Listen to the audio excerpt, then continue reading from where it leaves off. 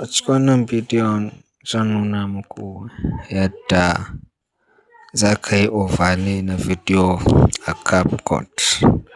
Mutane da yawa suna tambayan ya ne ake yin wasu ma editing a CapCut ba su iya ba. So insha Allah a cikin bidiyon nan zan nuna muku yadda za ka yi editing a CapCut.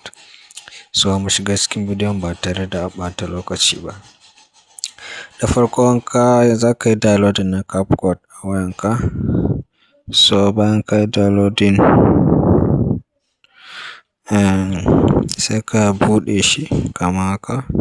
So bayan ya buɗe sai ka taɓa nan da aka sa new video wannan sai ka shiga. Ok, kun ga ya buɗe min yanzu gashi ya kawo ni gallery na wayana. So yanzu bari mu zaɓa bidiyon da za mu yi editing da shi.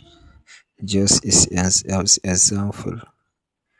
So let's take this one. Bari mu ɗauka wannan.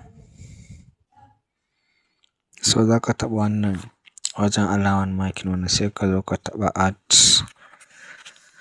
Sai ka jira ya loading. So bayan ya buɗe ma zai kawo ka wannan fuska. So da farko abin da za ka yi tunda overlay ne za mu yi a wannan bidiyon.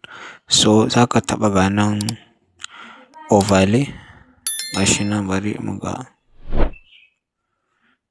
So bari mu marking ku gani. Gashi nan. So aka taɓa akai bari mu taɓa. So bayan ka taɓa zai sake kawo ka cikin gallery. Gashi nan add wannan overlay sai ka sake taɓa shi. Zai kawo ka gallery na wayanka. Sai ka zaɓa bidiyon da za ka yi amfani da shi kenan. Sai ka yi downloading na bidiyon tukun za ka iya yin overlay. Or let's take this one. Bari mu ɗauka wannan.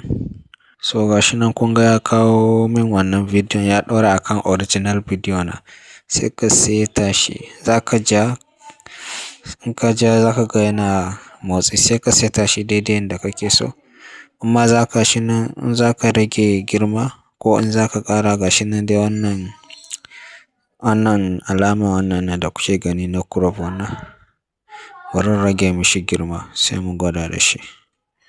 So kun ga yanzu haka kun ga yayi. Amma za ka rage shi yayi ƙarami ko siriri ne duk dai yanda kake so haka za ka ajiye size nashi.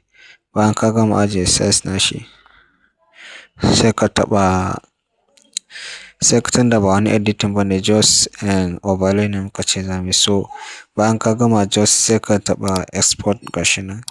Shikenan zai maka saving akan waya.